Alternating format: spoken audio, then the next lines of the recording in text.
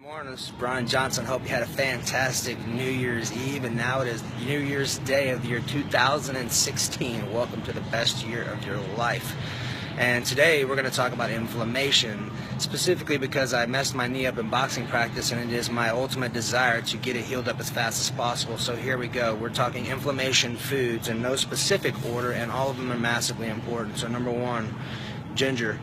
You probably heard me talk a lot about this one, but ginger is really awesome because it has what's known as COX-2 inhibitors, which means it acts just like an Advil or a painkiller to block pain. Now, cool part about it is it also has about 9 compounds that attach to receptor sites in our nervous system or our digestive tract that help us with anxiety.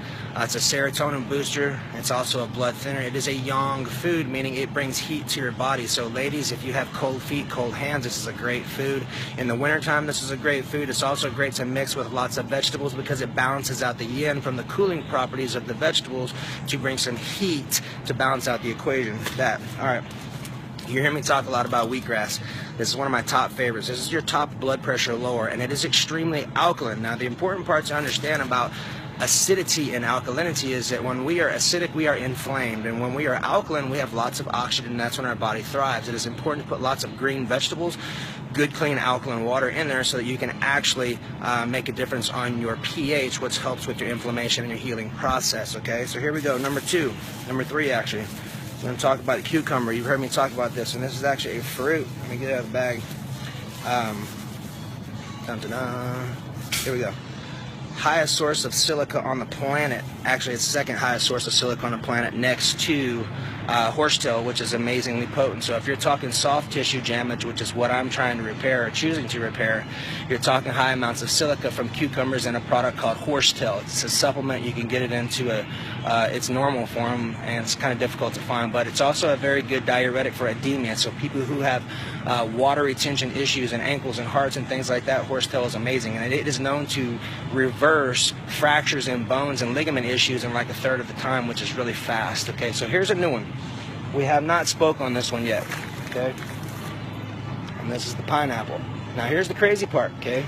There's a lot of research done on these with the enzymes that are in the pineapple that are potent for cancer-fighting situations. What we're going to use it for is for healing purposes and for enzymatic purposes, because there's 2 ways to use enzymes. You can use enzymes to take them before you eat to break down your food, or you can also take them in between your meals where your body will use those enzymes for repair purposes, and that's what I'm after right now is repair purposes. You can actually rip all of those little leaves off of there, and there's a little bitty wooden stump that actually looks like a little bitty wooden stump. You rip it out of there, cut the top off, and you blend it up about 3 or 4 times, and that's where all of your really, really, really potent enzymes are. Tastes very woody, so you need to make sure that you zap it about 3 or 4 times with a 3-horsepower blender. Here's the last one. Strawberries.